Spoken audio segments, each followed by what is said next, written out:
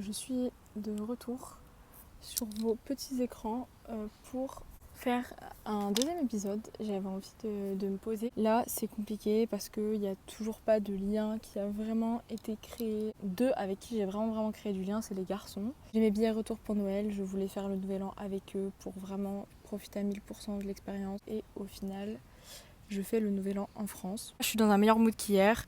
Aujourd'hui, je suis sortie avec les filles, on a un peu parlé, j'étais contente. Et je pense que le mieux, c'est le samedi soir parce que c'est là que on piave en fait. Les rapports sont tout de suite beaucoup plus faciles. Il y a des filles qui sont là, ouais, moi avec ma famille, ça se passe comme ça, comme ça. Genre, ah ouais, elles m'ont demandé si j'allais bien, comment je me sentais en ce moment, si j'avais besoin de leur aide, je pouvais les appeler et tout. Ça m'a un peu interpellée. Je me suis dit, attends, personne m'a demandé comment j'allais depuis le début de la semaine, personne m'a demandé comment je m'en sortais, si j'avais des choses à dire, personne m'a rien demandé. Moi, quand j'essaye de trouver un moment pour parler, bah on m'esquive en fait. Mon téléphone, c'est mon meilleur refuge parce que c'est là où je peux parler à mes potes, à mes parents et moi-même en fait.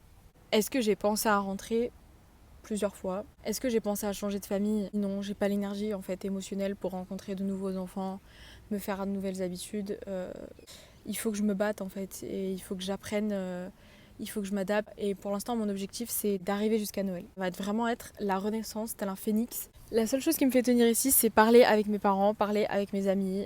C'est la seule chose qui me fait tenir en fait. J'ai l'impression que c'est un peu une bombe à retardement en mode quand est-ce que je vais péter un câble, quand est-ce que je vais vraiment craquer. Les moments où je me sens vraiment bien, c'est quand je suis au téléphone avec mes proches, dans le noir, juste à voir la lumière de la ville à travers la vitre en fait.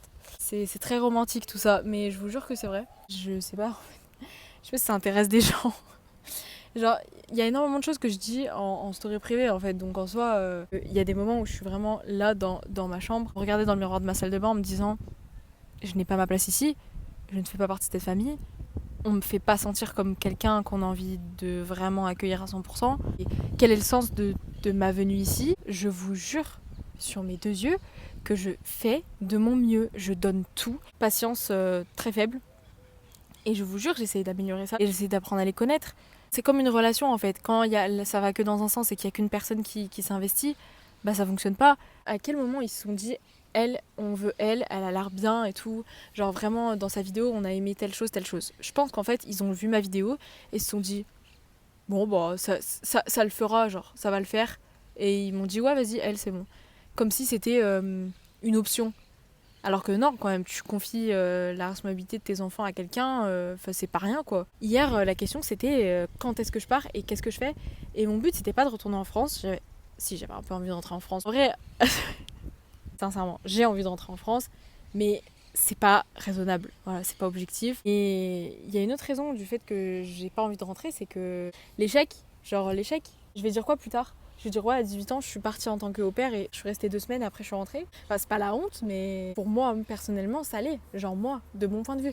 Après, si quelqu'un a fait ça, n'ayez pas honte, vous avez essayé. Enfin, en fait, voilà, t'es toujours plus indulgent avec les autres qu'avec toi-même. Ouais, le fait du langage différent, je pense que ça trouble énormément les rapports.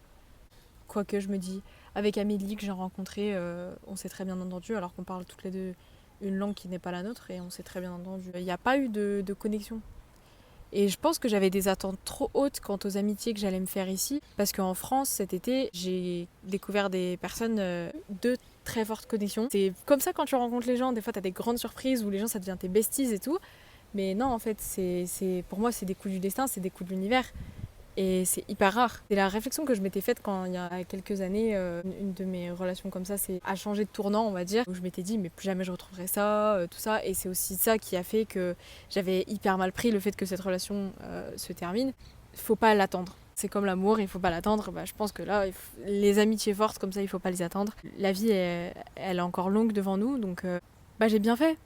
J'ai bien fait d'arriver jusque-là parce que sans regret, si j'avais une seconde pensée et des émotions tellement fortes que je ressens que je pensais plus jamais ressentir de ma vie, parce que je me disais ça y est, ça c'est du passé et tout. Et je parle pas de mon ex, si vous me demandez, je parle pas de mon ex. Il y a aussi ça qui me fait tenir, c'est penser à des moments que j'ai passés avec des gens et me dire c'est pour ça que je vis, tu vois. Pourquoi je m'accroche pour vivre ce genre de moment et que ça existe et que ça existera et qu'il faut que je persiste et que tu peux pas dire que c'est nul et que t'as rencontré personne alors que t'es sorti qu'une seule fois et que t'as rencontré qu'un groupe de personnes.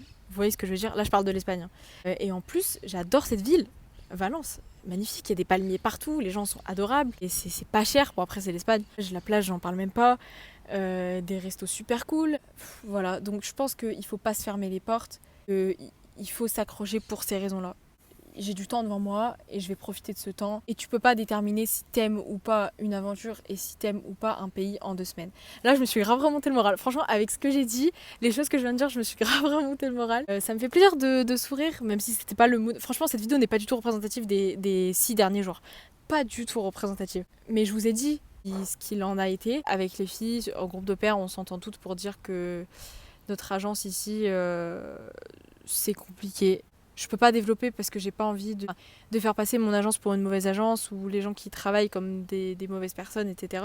Ouais, tu payes un certain prix pour au final pas forcément ce que tu attendais. Quand j'ai dit dans ma story Snap, il faut jamais rien attendre des gens en fait, s'ils vont vous soutenir ou pas vous soutenir ou vous rejeter, ou il faut jamais avoir d'attente parce que vous pouvez être surpris dans le bon sens du terme, mais vous pouvez avoir de très mauvaises surprises et vous attendre à ce que des gens qui sont payés pour, ne vous soutiennent pas alors que vous attendez leur soutien. Et là, c'est une leçon que tu te prends dans la gueule, une grosse claque, où on te dit, en fait, t'es seul et tu vas devoir faire seul et tu vas devoir surmonter ça seul. Je suis seule physiquement, mais j'ai mon téléphone, j'ai mes proches pour parler, donc ça, c'est d'ailleurs la raison pour laquelle je suis encore ici. Les jours gris, parce que du coup c'est la grisaille, en ce moment c'est vraiment la grisaille. Les podcasts d'Anna RVR, j'en ai parlé 450 fois, je les ai écoutés la semaine dernière et ça m'a vraiment remonté le moral où je me suis dit yes, go girl, tu peux le faire.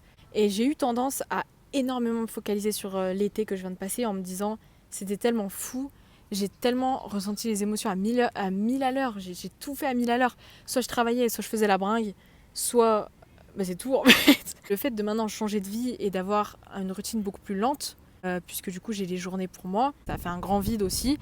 Mais il y a d'autres moments où je me dis, je suis contente d'avoir du temps pour moi, comme aujourd'hui, mais on est samedi. Mais après, cette semaine, je bosse tous les jours. J'ai la journée pour moi où je peux vivre lentement, où je peux rester à la maison, où je peux sortir, où je peux faire du shopping. Il faut aussi accepter. En fait, c'est ça qui me manque aussi, c'est l'acceptation de mon humeur, mes émotions. Il faut l'accepter. En fait, je m'en veux beaucoup d'être triste, vu que c'était mon rêve, etc. Mais il faut aussi que je me dise, mais en fait, tu choisis pas. Il y a des jours gris et il y a des jours roses. En ce moment, ce sont des jours gris. J'arrête pas de tomber sur des pour toi sur TikTok. Vous savez, des vidéos romancées d'un voyage et un audio qui dit tu te sentiras plus jamais vraiment chez toi, là d'où tu es originaire, quand tu commences à voyager, parce que du coup tu commences à te sentir un peu chez toi partout. Oui, c'est une question de caractère et je pense que ça demande juste beaucoup plus d'efforts à certaines personnes qu'à d'autres. Franchement, j'aime ma routine, j'aime chez moi, j'adore l'endroit où je vis, là d'où je suis originaire. Il y a aucun endroit que j'aime plus au monde. Si je reste dans cette fatalité-là, je pourrais jamais ouvrir mon esprit en fait. Et c'est pour ça que j'ai décidé aussi de voyager. C'était mon rêve de vivre ici. Je suis en train de vivre un rêve. Il faut pas l'oublier, voilà, commence à monter le moral. Le bonheur, il est valable à 1000% en partie quand il est partagé. C'était très paradoxal ce que je viens de dire. Au final, c'est le voyage qui compte ou la destination. Est-ce que j'ai apporté de la réflexion au sujet? Je l'espère. Il y a des fourmis de partout sur mon téléphone. On dirait je suis en Amazonie, genre. Bref, merci d'avoir regardé. En tout cas, j'étais contente de filmer, de le faire de cette manière parce que dans l'autre vidéo que j'avais tournée, je parlais tout doucement, j'étais déprimée. Enfin, franchement, la vidéo, quand tu la regardes, elle fait trop de la peine. Genre, on dirait que je suis au bord on dirait une vidéo d'adieu. Je pense que c'était un jour où je me sentais hyper mal, donc voilà, je préfère le faire maintenant où ça représente peut-être pas à 1000% ce que j'ai ressenti, vu qu'il n'y a pas les émotions qui vont avec, mais j'ai dit ce que j'avais à dire et merci beaucoup d'avoir regardé cette vidéo. À la semaine prochaine et prenez soin de vous, de là où vous êtes. Pensez à moi, faites la fête pour moi. Je reçois les énergies de la France et je vous aime fort. Et puis on se voit à Noël sans exception.